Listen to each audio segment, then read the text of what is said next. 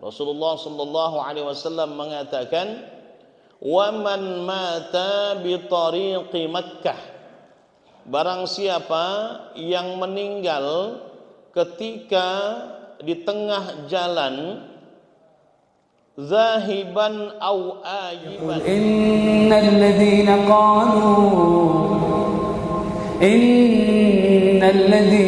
qalu rabbuna Allah thumma istaqamu. Bismillahirrahmanirrahim. Assalamualaikum warahmatullahi taala wabarakatuh. Daun salam di pucuk panci, yang jawab salam tadi mudah-mudahan banyak rezeki. Assalamualaikum warahmatullahi wabarakatuh. Metik daun salam di talang betutu, yang jawab salam tadi mudah-mudahan idak buntu-buntu. Alhamdulillahi rabbil alamin. Alhamdulillahilladzi arsala rasulahu bil huda wa dinil haqq liyudhhirahu 'alad dini kullihi wa kafa billahi shahida. أشهد أن لا إله إلا الله وحده لا شريك له وأشهد أن سيدنا محمدا عبده ورسوله الذي لا نبي بعده. اللهم صل وسلم وبارك وكرم على هذا النبي الكريم سيدنا وحبيبنا ومولانا محمد وعلى آله وصحبه أجمعين. وقال تعالى في كتابه الكريم وهو أصدق القائلين: أعوذ بالله من الشيطان الرجيم بسم الله الرحمن الرحيم قالوا سبحانك لا علم لنا إلا ما علمتنا إنك أنت العليم الحكيم. اللهم لا سهل إلا ما جعلته سهلا وأنت تجعل الحزن إذا شئت سهلا. أما بعد. Hadratil muhtaramin wal mukarramin, para asatiz wal asatizah yang saya hormati dan saya muliakan, seluruh jajaran kepengurusan Masjid Jami' Al-Muhajirin Komplek Pemda Talang Kelapa, wabil khusus yang terhormat Bapak Ketua Ta'mir Masjid Al-Muhajirin, Bapak Dr. Andus Haji Rohamsi MSI, dan juga para pengurus yang lainnya yang mungkin mohon maaf tidak bisa saya sebut satu persatu namanya maupun gelarnya, namun tentunya tidaklah mengurangi rasa hormat saya, rasa ta'zim saya dan mahabbah saya kepada bapak-bapak pengurus semuanya. Dan juga yang paling utama, para hadirin wal hadirat, seluruh jamaah Masjid Jami' Al-Muhajirin, khususan jamaah salat subuh, wabil khusus ibu-ibu yang di belakang, emak-emak, bunda-bunda dan bapak-bapak yang di depan. Mudah-mudahan bapak, ibu, ayah, bunda semua senantiasa diberikan keberkahan umur oleh Allah Subhanahu wa taala. Amin ya rabbal alamin. Alhamdulillah, puji syukur mari senantiasa kita haturkan kehadirat Allah Subhanahu wa taala biqaulina alhamdulillahi rabbil alamin, karena berkat limpahan rahmatnya dan nikmat-nikmatnya jua pada subuh kali ini kita kembali diperjumpakan oleh Allah di Masjid Jami' Al-Muhajirin yang tercinta ini dalam salat subuh berjamaah, dan dilanjutkan dengan mendengarkan tausiah agama untuk melembutkan hati kita, dan nanti akan kita tutup sama-sama dengan salat isyraq. Mudah-mudahan seluruh rangkaian ibadah yang kita laksanakan di subuh kali ini dicatat oleh Allah sebagai amalan haji dan umrah yang sempurna di sisi Allah Subhanahu wa taala. Amin ya rabbal alamin. Salawat beriringkan salam mudah-mudahan senantiasa tercurah keharibaan junjungan kita Nabi Agung Muhammad sallallahu alaihi wasallam.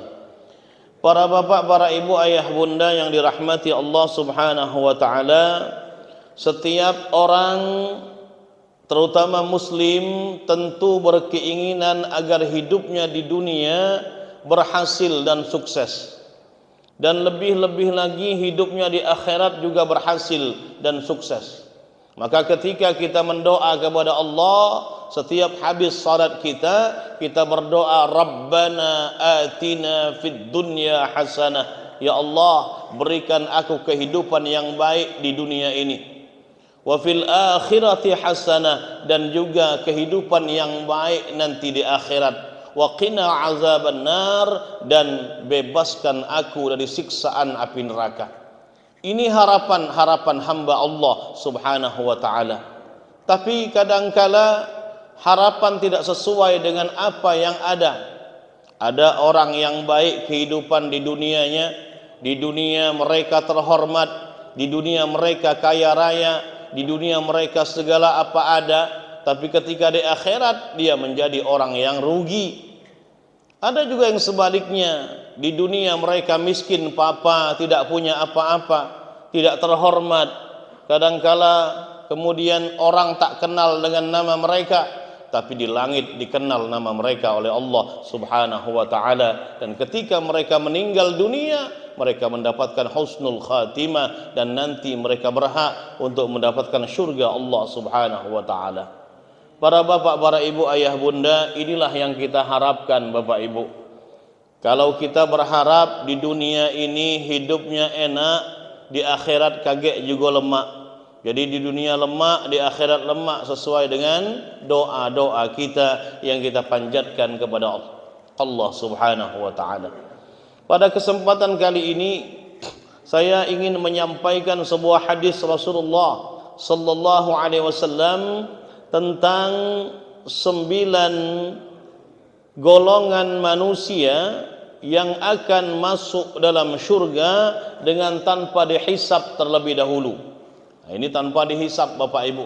Dia masuk syurga dengan tanpa dihisab terlebih dahulu. Ada orang tu masuk syurga tapi mampir dulu ke neraka. Ada yang model macam itu. Lama mampirnya, digodok dulu, digoreng dulu, dikukus dulu dalam neraka itu Bapak Ibu. Dibersihkan, dicuci dosa-dosanya selama hidup di dunia. Ada segolongan manusia yang kemudian mereka dimasukkan oleh Allah ke dalam syurga dengan tanpa mampir dulu ke dalam neraka. Siapa mereka? Waradda fil ahadis anna man ibtala bi zihabi basarihi aw ghairihi minal balaya wa sabara hatta yulqi Allah. Yang pertama, orang yang bakal masuk surga dengan tanpa dihisab terlebih dahulu, dengan tanpa mampir dulu dalam neraka, yaitu orang yang diuji dalam bentuk kebutaan matanya atau yang lainnya, bisu, tuli dan lain sebagainya, namun dia sabar menghadapi ujian Allah sampai nanti dia bertemu dengan Allah di syurga Allah Subhanahu wa taala, melihat wajah Allah. Orang yang diberikan ujian dengan kebutaan Bapak Ibu, ini tidak remeh. Ini bukan perkara yang sepele. Dari kecil dia buta, penglihatannya tidak berfungsi sama sekali. Dari kecil dia tidak bisa melihat apa-apa, kadangkala bola matanya ada, tapi dia tidak bisa melihat indahnya dunia ini. Buta dia Bapak Ibu sekalian. Orang tuanya pun kemudian harus susah mengajarin dia untuk membaca, mengajarin dia untuk berhitung dan lain sebagainya. Maco pun pakai huruf-huruf braille Bapak Ibu sekalian. Maco Quran pakai huruf-huruf braille dan lain sebagainya. Dia tidak bisa melihat indahnya dunia ini, tapi dia sabar menghadapi ujian dari Allah ini sampai dia meninggal dunia. Sabar dia, ini orang bakal ketemu dengan Allah besok di yaumul qiyamah. Dia akan bisa memandang wajah Allah di dalam surga. Ini para bapak, para ibu, ayah, bunda. Jadi yang tidak punya penglihatan kadangkala dia tunanetra, bisanya cuman mijet baik, kesana kemari kerjanya cuman bisanya itu, punya istri juga tunanetra, kadangkala anaknya pun tunanetra, tapi mereka sabar menghadapi ujian Allah ini, Allah akan ganjar mereka dengan pahala yang luar biasa di surga Allah Subhanahu wa taala. Ini kalau sabar. Kalau berutuan tidak masuk di dalamnya, Bapak Ibu sekalian. Lah sudah tunanetra berutuan pula, tidak galak salat pula, Bapak Ibu sekalian. Tak galak salat, tak galak beribadah kepada Allah. Nah, ini lain lagi perkaranya, ya. Tentu akan dihisab oleh Allah Subhanahu wa taala. Kemudian yang kedua, siapa golongan manusia yang bakal mendapatkan surga dari Allah dengan tanpa dihisab terlebih dahulu? Artinya tak mampir dulu dalam neraka. Rasulullah sallallahu alaihi wasallam mengatakan, "Wa man mata bi tariqi Makkah." Barang siapa yang meninggal ketika di tengah jalan, zahiban au ayiban. Di tengah jalan mana? Di tengah jalan ketika dia menuju ke kota Mekah. Baik ketika dia hendak menuju ke kota Mekah atau sebaliknya dia mau pulang dari kota Mekah, mau pulang ke tanah air. Ini orang-orang yang musafir untuk beribadah kepada Allah, orang-orang jamaah umrah, jamaah haji. Ini beliau nih bapak kita, Bapak Haji Sarjono, baru pulang dari umrah. Alhamdulillah Allah selamatkan beliau beserta istri beliau.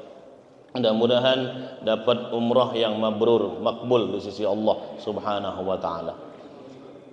Orang yang meninggal dunia di tengah jalan, baik ketika menuju ke kota Mekah atau sepulangnya dari kota Mekah, maka orang yang semacam ini memang dia bepergian untuk ibadah kepada Allah, untuk ibadah umrah maupun haji, meninggal dunia di sana, ini orang bakal mendapatkan keistimewaan dari Allah Subhanahu wa taala dengan mereka tidak akan dihisab ketika mereka masuk dalam surga Allah Subhanahu wa taala. Ini luar biasa, Bapak Ibu. Maka banyak orang-orang tua kita yang memang tahu dengan fadilah ini, Bapak Ibu, mereka ketika pergi haji, ketika pergi umrah, mereka kadang-kala tidak berharap untuk balik lagi ke tanah air. Mereka berharap untuk wafat di sana. Kadang mereka berdoa kepada Allah khusus untuk wafat di sana, Bapak Ibu sekalian. Luar biasa, orang yang wafat di kota suci Mekah, orang yang wafat di kota suci Madinah mendapatkan fadilah, keutamaan dari Allah Subhanahu wa taala, dibebaskan dari azab kubur, bahkan nanti dimasukkan dalam surga dengan tanpa dihisab terlebih dahulu. Ini hadis Rasulullah sallallahu alaihi wasallam. Para bapak, para ibu, ayah, bunda yang dirahmati Allah Subhanahu wa taala. Ada satu kisah. Ini kisah sangat menarik, Bapak Ibu sekalian. Ini kisah tentang seorang Abdullah bin Mubarak, seorang tabi'in. Ini masa sahabat, masa bertemu dengan Rasulullah. Nih yang pucuk. Sahabat bertemu dengan Rasulullah. Kemudian masa tabi'in. Tabi'in itu mereka tidak bertemu dengan Rasul, tapi bertemu dengan sahabat-sahabat Rasul. Kemudian tabi'in, mereka tidak bertemu dengan sahabat, tapi mereka bertemu dengan tabi'in yang bertemu dengan sahabat. Nah, ini masa tabi'in, Abdullah bin Mubarak. Suatu ketika Abdullah bin Mubarak bersama dengan rombongannya, bersama-sama dengan rombongan dari kampungnya, pada saat itu bulan Dzulqa'dah, mendekati bulan haji. Mereka hendak pergi haji dari kampung mereka sendiri. Mereka sudah membawa perbekalan lengkap, ada berbagai makanan, bahan makanan, kemudian uang, kemudian pakaian. Mereka taruh di punggung keledai mereka, penuh punggung keledai itu oleh berbagai macam keperluan mereka untuk berhaji pada tahun itu. Mereka membawa kuda, tunggangan juga, termasuk juga Abdullah bin Mubarak ada di dalamnya. Kemudian mereka beriringan, berombongan pergi menuju ke Makkah. Kemudian singkat cerita Bapak Ibu, di tengah perjalanan Abdullah bin Mubarak melihat seorang wanita, pakaiannya lusuh, dekil, kumel, compang-camping, tapi dia masih pakai penutup aurat. Kemudian didekati wanita ini karena dilihatnya ada sesuatu yang menarik pada wanita itu. Kenapa? Wanita ini sedang memegang seekor bangkai ayam. Dicabutin bulu ayam ini di pinggir jalan itu. Abdullah bin Mubarak tahu ini ayam sudah mati, ini ayam bangkai. Diambil ayam itu, dicabutin bulunya, kemudian didekati sama Abdullah bin Mubarak. Ibu, mohon maaf nih, ini kan ayam sudah mati. Kenapa ibu cabutin bulunya? Untuk apa ayam ini? Ayam ini saya nanti mau masak dan untuk makan saya dan anak-anak saya di rumah. Ibu tahu tidak, kalau bangkai ayam ini haram di sisi Allah? Saya tahu, kata dia, tapi apa boleh buat, saya lakukan ini karena anak saya kelaparan di rumah. Ini haram bagi Anda, tapi halal bagi saya. Kemudian dibawa ini bangkai ayam, dia bawa ke rumahnya, dikuntit oleh Abdullah bin Mubarak, diikutin perjalanannya sampai ke rumah oleh Abdullah bin Mubarak tanpa sepengetahuan ibu ini tadi. Dari kejauhan Abdullah bin Mubarak mengikuti langkahnya supaya tidak terdengar langkahnya oleh ibu ini bahwasanya dia sedang mengikuti. Singkat cerita, sampailah ibu ini ke rumahnya. Dilihatnya rumahnya tidak layak sebagai rumah, reot, buruk kalau bahasa kitanya, tidak layak untuk sebagai hunian sama sekali. Dia dengar di dalamnya anak-anak si wanita ini sedang merengek-rengek kelaparan mereka. Ibu, cepatlah dimasak ibu, kami lapar ibu, sudah tidak tahan lagi ini. Mereka memakan bangkai ini bukan untuk mengenyangkan perutnya, tapi untuk mengobati rasa lapar mereka, Bapak Ibu. Abdullah bin Mubarak kemudian tidak sampai hati, masuk dia notok pintu, ditotok pintunya, assalamualaikum, assalamualaikum, assalamualaikum. Kemudian dijawab dari dalam, waalaikumsalam. Dibukakan pintu. Loh, kok kamu lagi? Kata ibu ini, kamu ngikutin saya ya? Kamu mau berniat jahat sama saya? Tidak, kata Abdullah bin Mubarak. Ibu, mohon maaf kalau ibu terima, saya sangat tersentuh dengan keadaan ibu. Saya merasa iba dengan keadaan ibu, dengan anak-anak. Ibu, kalau ibu berkenan, tolong terima sedekah saya. Kata Abdullah bin Mubarak, ini ada keledai dan semua apa yang ada di punggung keledai ini semuanya untuk ibu dan anak-anak ibu. Jangan dimakan itu bangkai ayam, buang saja. Ini saya punya yang lebih halal untuk ibu. Makanlah semuanya, pergunakan semuanya untuk mengobati rasa lapar kalian, dan insya Allah ini berguna untuk hidup di bulan-bulan yang akan datang. Ini ada sedikit uang ibu, saya berikan kepada ibu, dan ini semua keledai saya dan isinya silahkan diambil, dan kuda saya silahkan diambil, kata dia. Keledai sama kudanya diberikan kepada ibu janda miskin ini, Bapak Ibu sekalian. Janda miskin pula, ya. Maka sedekah yang paling baik kepada janda miskin yang tua. Jangan janda muda, Bapak Ibu sekalian, ya. Janda muda ke sedekahi terus, janda tua tidak diperhatikan, Bapak Ibu. Kebalik ini Bapak Ibu sekalian. Ya, janda muda cantik pula, ya, banyak yang senang Bapak Ibu sekalian, banyak yang nak nafkahi dia. Para bapak, para ibu, ayah, bunda yang dirahmati Allah Subhanahu wa taala. Kemudian singkat cerita, Abdullah bin Mubarak balik ke kampungnya. Ini cerita yang luar biasa, yang menggetarkan hati Bapak Ibu. Ini kisah nyata, bukan kisah isapan jempol, bukan karangan semata-mata. Balik Abdullah bin Mubarak ke kampungnya. Ini teman-temannya sudah berangkat, sudah ke Mekah dan Madinah. Balik ke kampungnya, singkat cerita, kawan-kawannya sekampung sudah balik dari haji. Mereka sudah balik dari haji, Abdullah bin Mubarak menyambut mereka di mulut kampung bersama dengan orang-orang lain. Sekampung itu menyambut orang yang pulang haji. Tala'al badru alaina min saniyatil wada'. Disambut dengan lagu Tala'al badru alaina. Subhanallah, gegap gempita pada saat itu.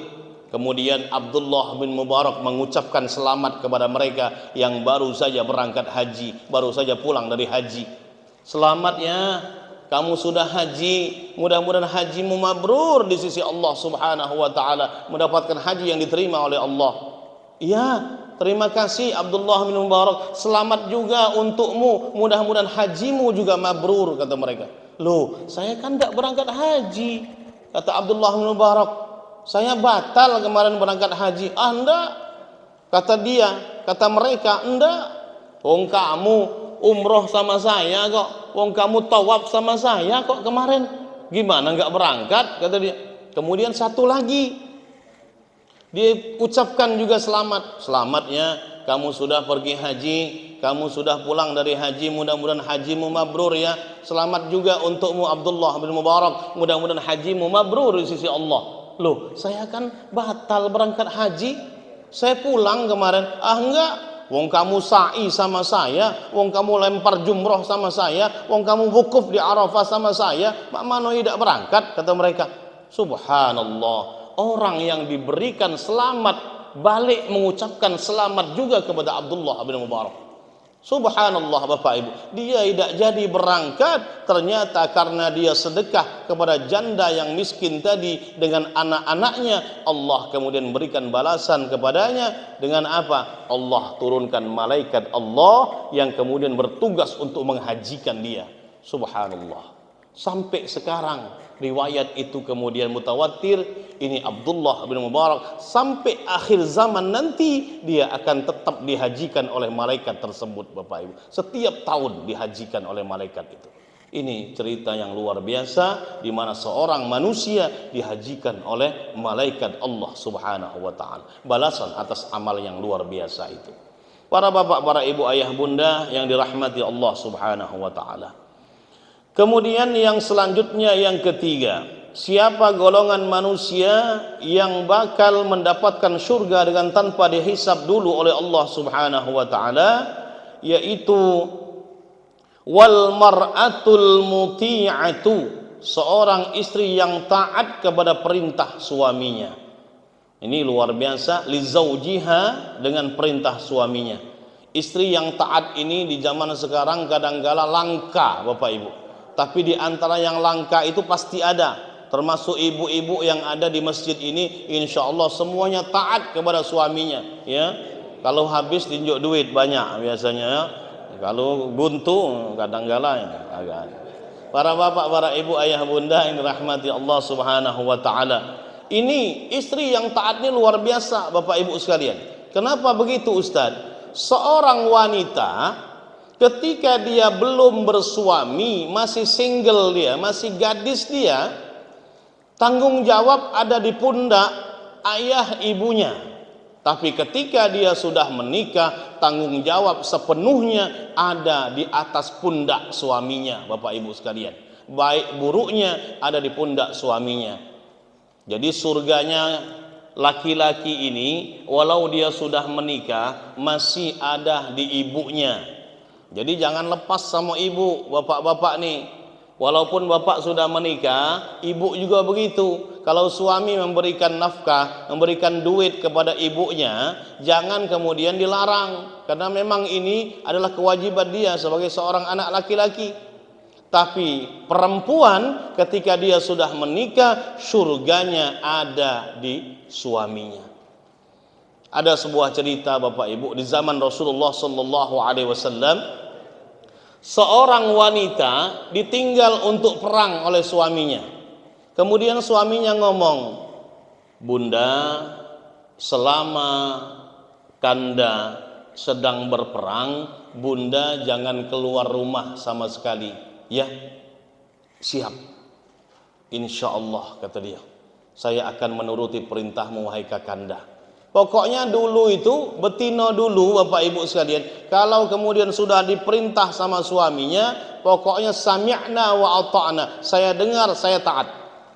Kemudian pergilah berperang suaminya bersama Rasulullah sallallahu alaihi wasallam. Kemudian beberapa minggu selanjutnya ada utusan yang datang ke rumah. Nduk, kalau bahasa Jawanya nduk.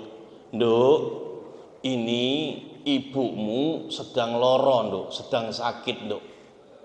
Kamu disuruh untuk pulang sama ibumu. Ibumu kangen dengan dirimu, nduk.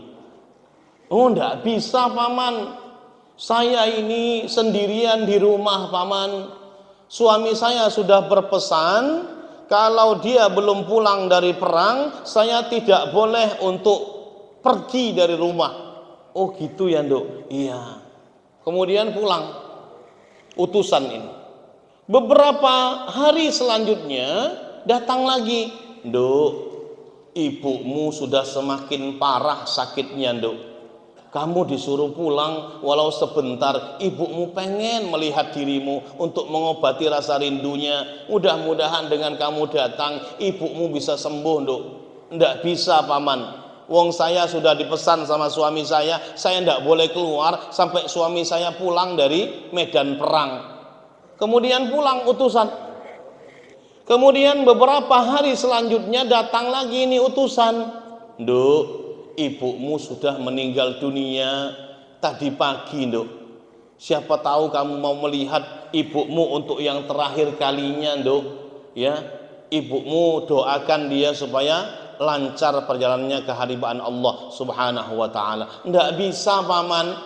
Wong saya belum pulang suami saya sudah dipesan ndak boleh keluar rumah sebelum suami saya datang. Oh, ini kok anak kok kebangetan bener sama ibunya. Kalau bahasa gitu kan kebangetan, Bapak Ibu sekalian. Ibunya sakit, dia nggak mau datang. Ibunya makin parah sakitnya, nggak mau datang. Ibunya meninggal dunia, terakhir kali nggak mau lihat ibunya. Oh, kalau kita pasti sudah lari, pasti sudah naik pesawat, pasti sudah naik kendaraan yang cepat, pasti ingin melihat ibu kita yang terakhir kalinya. Pastinya begitu. Tapi ini istri yang luar biasa, taat kepada suaminya. Sampai kemudian sahabat kemudian ngomong, oi kebangetan nian, keterlaluan nian ini anak betino ini. Dak kadak dia dak berbakti sama ibunya, sampai ibunya mati dia dak galak jingok. Ahli neraka pasti itu, kata sahabat. Kemudian diadukan ini kepada Kanjeng Nabi Muhammad sallallahu alaihi wasallam. Apa jawab Rasulullah? Rasulullah kemudian menjawab, gara-gara anaknya yang betino itu berbakti kepada suaminya dengan bakti yang luar biasa, ibunya yang meninggal dunia, seluruh dosa-dosanya diampunkan oleh Allah Subhanahu wa taala, dan ibunya termasuk ahli surganya Allah Subhanahu wa taala. Subhanallah, ini ibu-ibu luar biasa taat kepada suami, ini diganjar pahala surga oleh Allah Subhanahu wa taala. Tapi ibu-ibu yang durhaka sama suami, ya pastinya tidak diganjar pahala surga. Mampir dulu ke neraka kakek, digodok dulu Bapak Ibu, dicuci dulu dosa-dosanya. Tapi suami yang model mana dulu yang wajib ditaati? Nah, ini pertanyaannya Bapak Ibu sekalian. Bukan suami yang model mabok jando, ya. Kakek suami model mabok jando, ya. Mabok apalagi minuman keras, galak joget-joget sana sini Bapak Ibu sekalian, dak galak ngenjuk nafkah sama bini. Ya ini suami yang tentunya dak kati aguk bahasa kitanya. Suami yang wajib ditaati, suami yang taat kepada Allah Subhanahu wa taala, dan suami yang berikan nafkah lahir batin kepada istrinya, sayang kepada istrinya. Tentu ini wajib untuk ditaati. Para bapak, para ibu, ayah, bunda yang dirahmati Allah Subhanahu wa taala. Kemudian yang ketiga, yang keempat, siapa golongan manusia yang bakal masuk surga dengan tanpa dihisab terlebih dahulu? Wal masyiya fi hajati akhihil muslim, seseorang yang berjalan untuk menyampaikan hajat sesama muslim. Dia berjalan untuk menyampaikan hajat sesama muslim. Dia berani berkorban untuk saudaranya sama muslim. Lur, minjem duit ya lur, aku butuh nian untuk anak aku ni nak masuk kuliah tahun ini. Dak katik duit sama sekali lur. minta tolong pinjami dulu duit cak 2.500.000 untuk bayar duit pangkalnya. Oh iya, boleh. Silahkan dipakai. Kapanpun nak dibalik ke silahkan, tidak apa-apa, ya. Kalau kau ingat balik ke, kalau tidak ingat tidak apa-apa. Ini luar biasa, Bapak Ibu. Zaman sekarang susah model macam ini. Maka Bapak Ibu sekalian, kalau ada orang yang mau meminjamkan uang kepada kita, ini orang yang luar biasa baik zaman sekarang, Bapak Ibu. Kenapa? Karena di zaman sekarang banyak orang yang curiga kepada saudaranya sendiri. Jangankan saudara seiman, saudara sekandung baik dipinjami duit, kadangkala banyak nian alasannya, Bapak Ibu sekalian. Inilah, itulah. Maka orang yang mau minjemin duit ini luar biasa. Jangan dikhianati kepercayaan orang yang semacam ini. Para bapak, para ibu, ayah, bunda yang dirahmati Allah Subhanahu wa taala. Orang yang menghilangkan lapar seseorang, orang yang lapar dihilangkan laparnya saudaranya.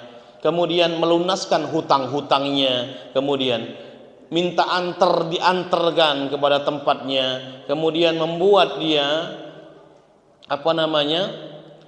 membuat dia merasa nyaman, senang dia dan tidak terancam dengan kita. Kemudian kita mendatangi hajat-hajatnya, menyampaikan hajat-hajatnya, maka ini termasuk orang yang nanti dimasukkan dalam surga oleh Allah dengan tanpa dihisab terlebih dahulu oleh Allah Subhanahu wa taala. Para bapak, para ibu, ayah, bunda yang dirahmati Allah Subhanahu wa taala. Ini luar biasanya orang yang berjalan untuk menyampaikan hajat saudaranya sesama muslim.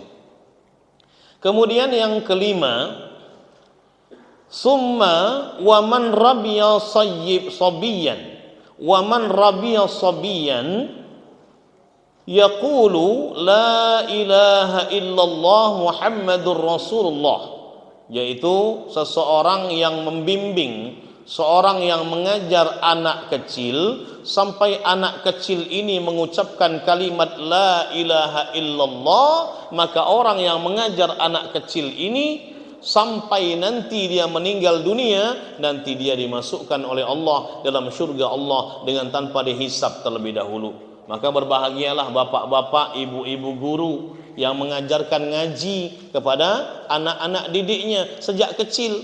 Anak-anak TK kita ajarkan ngaji Iqra, anak-anak SD kita ajarkan ngaji Iqra, kemudian kita ajarkan tauhid kepada Allah Subhanahu wa taala. Nak, jangan menyembah kecuali kepada Allah ya nak.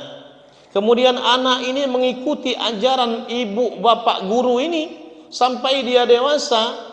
Dia bisa mengaji Quran gara-gara ibu bapak gurunya. Dia mengenal huruf-huruf Quran gara-gara ibu bapak gurunya. Dia bisa bertauhid kepada Allah gara-gara ibu bapak gurunya. Ibu bapak semacam ini pahalanya luar biasa di sisi Allah Subhanahu wa taala. Maka Rasulullah mengatakan, "Idza mata banu Adam inqata'a amaluhu." Apabila seorang anak Adam meninggal dunia, seluruh amalnya terputus di dunia ini kecuali 3 perkara, yaitu au ilmin yuntafa'u bihi, yaitu ilmu yang bermanfaat yang dia ajarkan kepada orang lain. Ini yang tidak akan putus walau dia sudah meninggal dunia. Para bapak, para ibu, ayah, bunda yang dirahmati Allah, maka saya perlu sampaikan kepada ibu-ibu, terutama ibu-ibu muda, nenek-nenek masih muda misalnya kan. Kenapa saya sampaikan ini? Kalau kita punya cucu, ibu, bapak, ya, kalau kita punya cucu yainya atau neneknya, yainya punya cucu atau punya anak, ibu nih, ajarkan terlebih dahulu anak kita dari mulut kita dewek. Apa yang diajarkan Ustaz? Surah Al-Fatihah. Ajarkan kepada dia surah Al-Fatihah sampai dia bisa.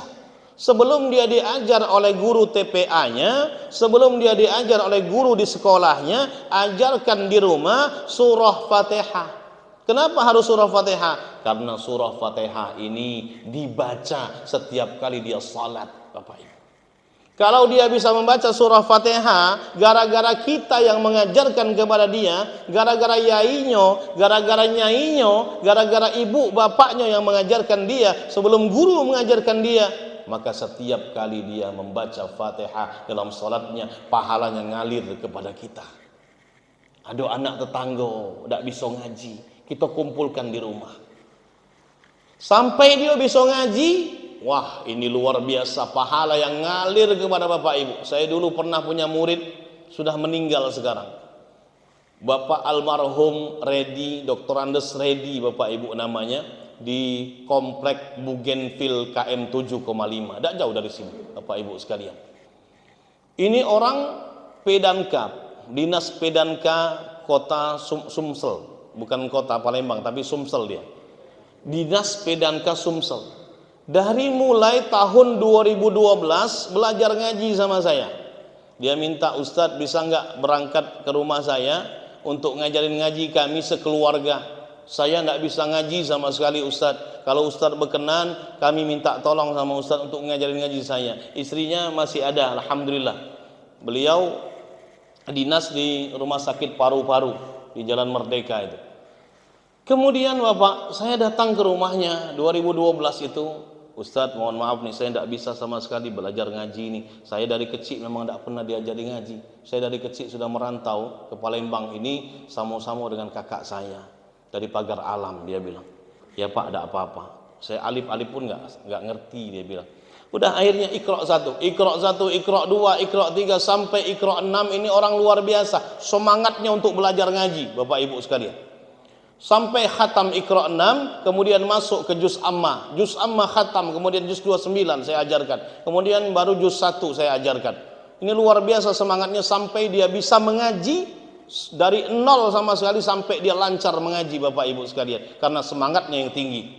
Sampai kemudian setelah dia bisa mengaji, dia sama istrinya mengumpulkan anak-anak di rumahnya. Anak-anak kecil di rumahnya diajarin ngaji Iqra sampai bisa. Istrinya juga begitu, ngajarin anak ngaji Iqra sampai bisa Bapak Ibu sekalian. Penuh anak-anak di rumahnya itu. Subhanallah, saya bilang. Ini orang luar biasa. Sampai dia kemudian masih dinas kemarin, dicabut nyawanya oleh Allah subhanahu wa ta'ala, dipanggil untuk selama-lamanya oleh Allah subhanahu wa ta'ala, meninggalkan anak 3, masih dinas dia. Karena Allah lebih sayang kepada dia dibandingkan keluarganya sayang kepada dia Bapak Ibu sekalian. Ini orang yang matinya husnul khatimah. Saya lihat wajahnya bercahaya, di dahinya ada keringat, kemudian di hidungnya ada keringat. Ini tanda-tanda orang yang mati husnul khatimah. Para bapak, para ibu, ayah, bunda, ini luar biasa. Kita bisa apa baik ngumpul ke budak sampai budak ini bisa ngaji Bapak Ibu sekalian. Ini pahala yang luar biasa di sisi Allah subhanahu wa ta'ala. Para bapak, para ibu, ayah, bunda yang dirahmati Allah subhanahu wa ta'ala. Kemudian yang selanjutnya, yang ke-6, wa man mata lailatal jum'ati aw yaumiha, orang yang meninggal dunia pada hari Jumat atau pada malamnya, malam Jumat atau pada hari Jumat, ini orang nanti dimasukkan oleh Allah dalam surga dengan tanpa dihisab. Ustaz, kalau matinya dikejar-kejar masa, mak mana Ustaz?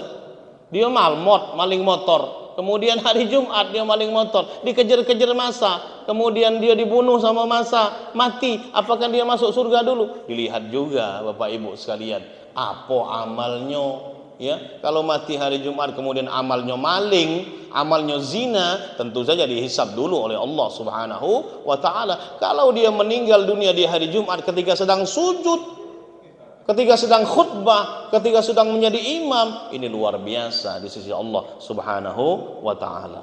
Maka nanti supaya tidak ada pertanyaan lanjutan ini Bapak Ibu sekalian, Ustaz, mak mana kalau mau macam ini hari Jumat mati dia? Nah, pasti ada pertanyaan kakek.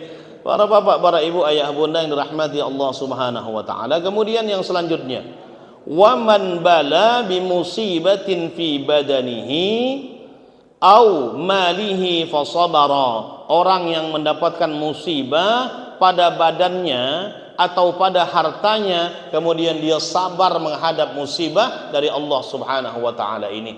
Dia dibegal, badannya kemudian dibacok, atau kemudian dia dibunuh Bapak Ibu sekalian, atau cacat misalnya, kemudian hartanya diambil oleh orang lain, motornya diambil, dibegal di tengah jalan, tapi dia sabar terhadap apa yang Allah timpakan kepada dirinya ini, maka kata Rasulullah sallallahu alaihi wasallam, orang yang semacam ini sabar terhadap ujian dari Allah yang menimpa badannya, menimpa hartanya, Allah akan berikan dia ganti dengan surga Allah dengan tanpa dihisab terlebih dahulu. Tapi jarang orang yang sabar model macam ini, Bapak Ibu sekalian. Kalau bisa lawan Bapak Ibu sekalian. Walaupun kita kemudian kalah, tapi kita sudah mempertahankan harta kita. Maka saya sudah pernah sampaikan Bapak Ibu sekalian, orang yang kemudian bergumul dengan pembegal, orang yang bergumul dengan perampok, kemudian untuk menyelamatkan diri dan hartanya atau keluarganya, kalau dia mati syahid Bapak Ibu sekalian.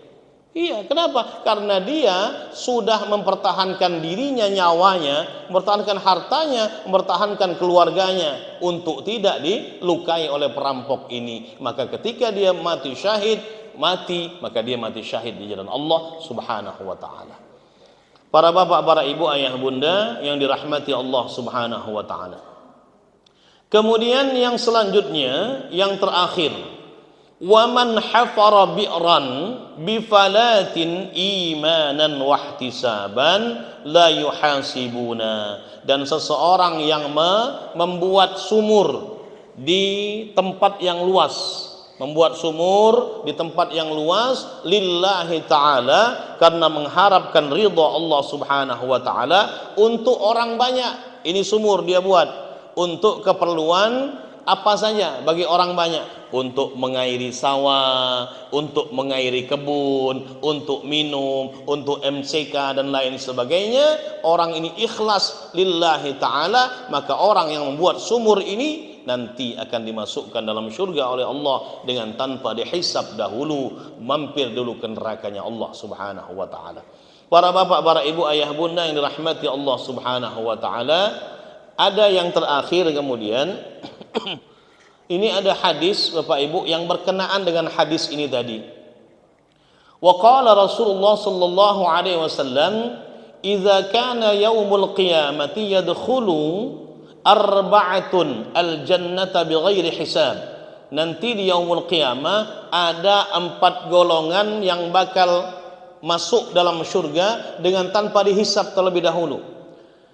Kemudian orang ini pengen duluan masuk dalam surga. Siapa mereka 4 golongan ini? Yang pertama, waman hajja walam yarfas walam yafsuq hatta mata. Yang pertama, orang yang haji dan dia tidak pernah berbuat rafas, berbuat fasik dan berbuat dosa kepada Allah Subhanahu wa taala sampai dia meninggal dunia. Ini orang nanti akan dimasukkan dalam surga oleh Allah Subhanahu wa taala. Kemudian yang kedua, wasyahid alladzi qatala fil ma'rakah, orang yang mati syahid yang dia terbunuh di medan perang. Kemudian yang ketiga, al-islam was-sakhiyu alladzi iktasaba malan minal halal wa anfaqahu fi sabilillah, yaitu seorang dermawan yang dia mencari harta dari jalan yang halal kemudian menafkahkannya di jalan Allah Subhanahu wa taala. Ini yang ketiga. Kemudian yang keempat yaitu orang bighairi riya'in, dengan tanpa riya kepada Allah Subhanahu wa taala. Kemudian yang terakhir, al-alim alladzi ya'malu bi'amalihi, seorang yang alim, seorang guru yang mengajarkan ilmu kepada murid-muridnya. Ini orang 4 ini duluan mau pengen masuk ke surga, duluan. Kemudian yang satu tidak mau kalah dengan yang lain, Bapak Ibu sekalian. Aku duluan, kata dia. Aku duluan yang berhak. Aku duluan pokoknya. Kemudian wong-wong ini saling nak masuk surga duluan. Akhirnya Allah lihat, Allah kemudian perintahkan malaikat Jibril dalam syarah hadis ini untuk kemudian ngomong sama orang 4 ini. Kemudian Jibril memanggil mereka berempat. Kamu yang pertama sini. Siapa kau nih pengen masuk surga duluan? Aku orang yang mati syahid, kata dia. Orang mati syahid berhak masuk surga tanpa hisab, berhak masuk surga duluan, kata dia. Kata siapa kau masuk surga duluan itu? Kata guru aku, katanya. Guru kau. minggir. Yang kedua dipanggil, sini kau. Kau ini siapa? Pengen masuk surga duluan ini. Aku ini orang yang pergi haji dan tidak pernah berbuat dosa kepada Allah setelah haji sampai aku meninggal dunia. Kata siapa kau berhak masuk surga duluan? Kata guru aku. Minggir. Yang ketiga, sini, kau siapa? Aku ini orang yang dermawan. Saya mencari harta yang halal, kemudian saya nafkahkan di jalan Allah Subhanahu wa taala. Kata siapa? Wong yang dermawan bisa masuk surga duluan. Kata guru aku. Kata minggir, kata malaikat Jibril. Akhirnya Bapak Ibu sekalian, yang keempat dipanggil, siapa kau ini? Akulah orang alim yang dulu mengajarkan mereka ilmu agama. Dulu mereka tidak tahu ilmu agama, sampai mereka faham ilmu agama, aku yang mengajarkan kepada mereka bertiga. Oh, kau ini orang alim itu, kau ini guru itu. Betul, ya, kau berarti kau yang berhak masuk surga duluan. Tapi kemudian orang alim ini ngomong, malaikat Jibril, saya sepertinya tidak berhak untuk masuk surga duluan. Yang paling berhak masuk surga duluan itu murid saya, yang kaya, yang dermawan tadi, yang mereka mencari harta dengan jalan yang halal, kemudian dinafkahkan di jalan Allah Subhanahu wa taala. Dia yang paling berhak untuk masuk surga duluan. Kenapa? Karena saya cuman bisa ngajar. Saya dulu tidak punya masjid, dia yang bangunkan masjid untuk saya. Saya dulu tidak punya pesantren, dia yang bangunkan pesantren untuk saya. Saya tidak bisa apa-apa tanpa ada dia. Wahai malaikat Jibril, dia orang kaya yang dermawan. Maka kemudian akhirnya singkat cerita, orang kaya yang dermawan inilah yang kemudian dimasukkan surga duluan oleh Allah Subhanahu wa taala dibandingkan tiga yang lainnya tadi. Kenapa? Karena dia seorang kaya yang dermawan yang menegakkan agama Allah lewat hartanya. Para bapak, para ibu, ayah, bunda yang dirahmati Allah Subhanahu wa taala, itulah saja yang dapat kami sampaikan pada kesempatan yang berbahagia ini. Beberapa golongan manusia yang akan dimasukkan surga oleh Allah Subhanahu wa taala dengan tanpa dihisab lebih dahulu, tanpa lebih dulu mampir ke dalam neraka. Mudah-mudahan kita termasuk salah satu yang ada di dalam hadis ini. Amin, amin ya rabbal alamin. Sebelum saya tutup dengan doa, mungkin ada ayah bunda, bapak ibu yang ingin bertanya, saya persilahkan. Silakan Bapak. Waalaikumsalam warahmatullahi wabarakatuh.